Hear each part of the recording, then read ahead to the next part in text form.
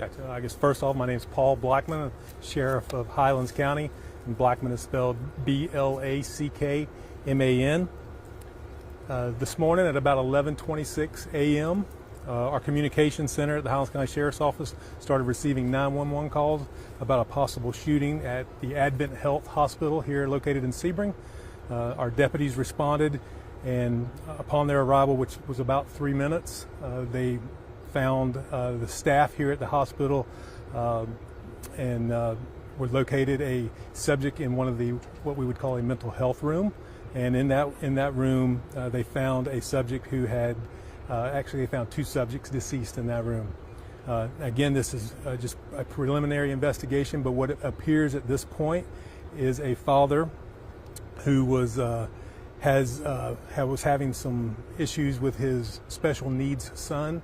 Was up here at the hospital and looking to find some avenues of relief to help him.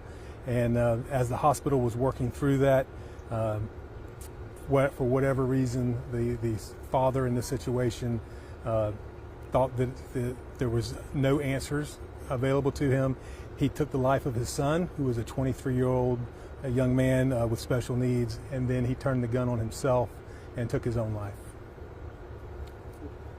Members of the public were they ever under threat in any of this? It doesn't appear at this time. There was some medical staff that were in the room with the son and the father.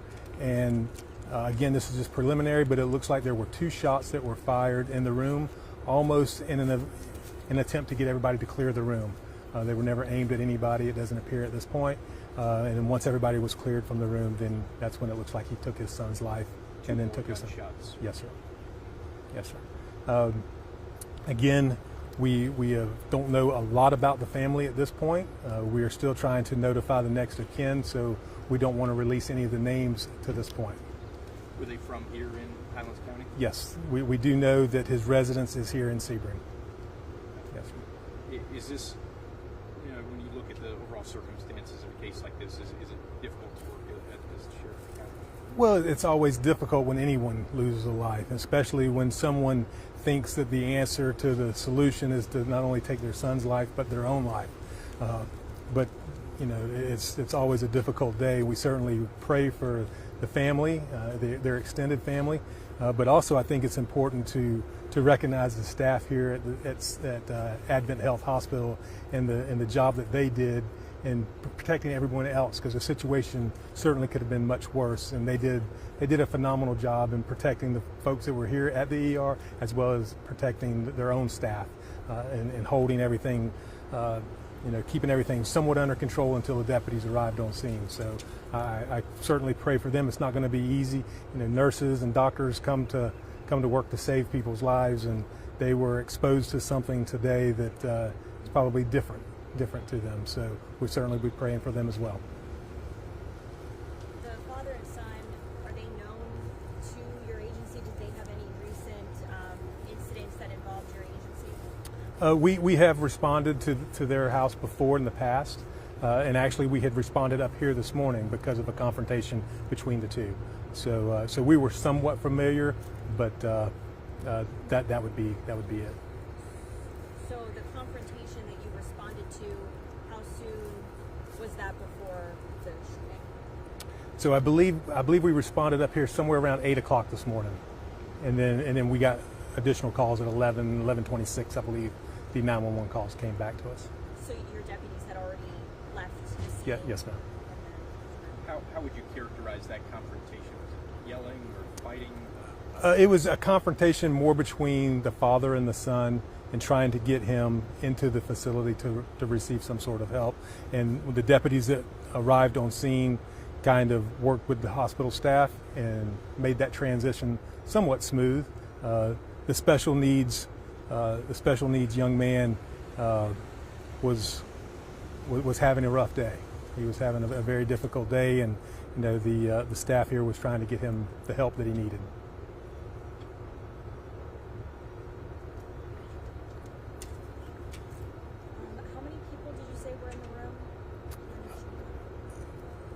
When the actual shooting took place, I'm assuming it was just the father and the son. I don't know the exact. I don't know when the medical staff left out of the room, or if they were still in there when they were still in there when 2 shots took place. I don't know if they were still in there when the 3rd shot took place.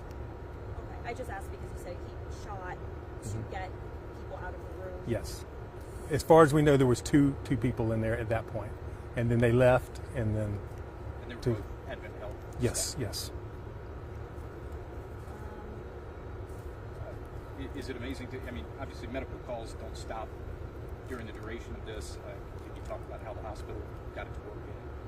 So, like I said, I really I can't give the Advent Health staff enough praise in making sure that the hospital was running as smoothly as possible. They were still taking in ER patients and still trying to make sure that they were there to do their job, what they'd all signed up to do. They went through that flawlessly. So we can't say enough about them. In the middle of a horrific situation, they were able to keep the ship going where it needed to go. You hit on this a little bit, but is this ever the answer? No, we're always exposed, especially in this line of work, exposed to mental health issues, and taking someone's life or taking your own life is never the answer. That's a solution to a temporary problem. And if anyone out there needs help, you can always call 988 and get some help on the line, or you can call the sheriff's office, and we'll be more than happy to send someone there to try to work with you through that problem.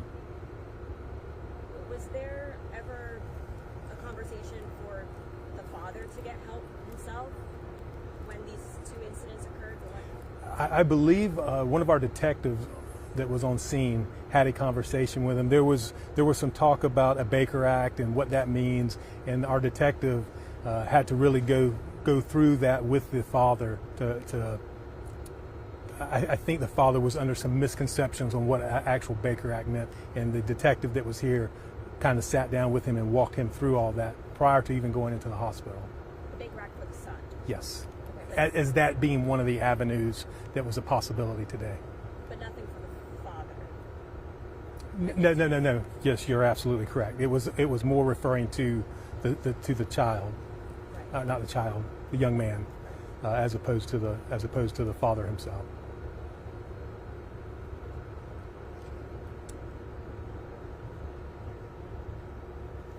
How long was the hospital on lockdown for, do you know? I don't know the exact time.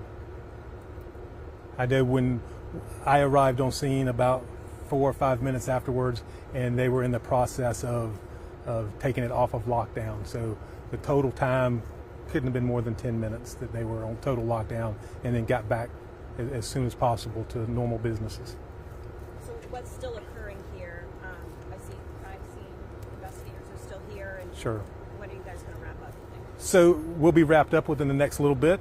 They are in the process of collecting evidence and making sure that all the evidence is collected and documented that's in the room that it happened at, as well as the father. His vehicle was here, what he drove up here, so that will be taken and collected as evidence at this point, as well as making contact with the family. We will probably stay here until we've made contact with the family members.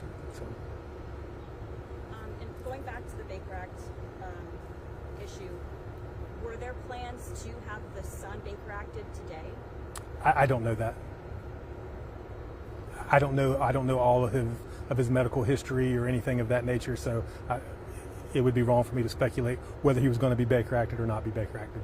And I didn't speak to him, so I don't know if he met the criteria myself. And to the incident or incidents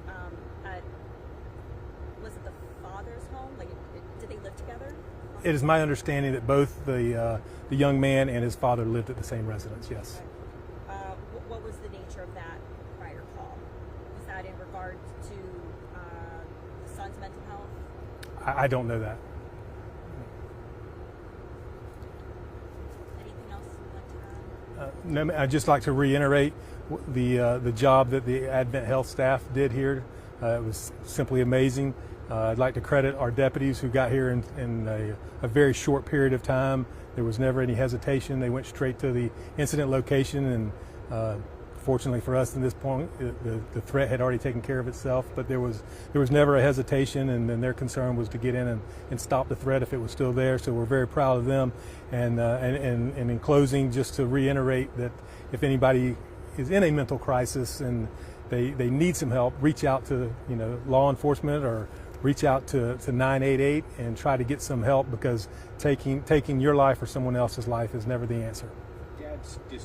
Dad's demeanor this morning, did it give your deputies any inkling of an idea that he was going to do something like this, or that the son was in any danger? The detective that spoke to him, when I spoke to that detective, he said there was nothing that would indicate that he was this upset. He was upset about his son and trying to deal with his son, but there was never an indication that he was thinking of doing something this drastic.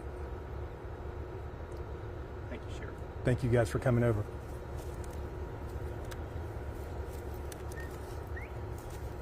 Perfect timing.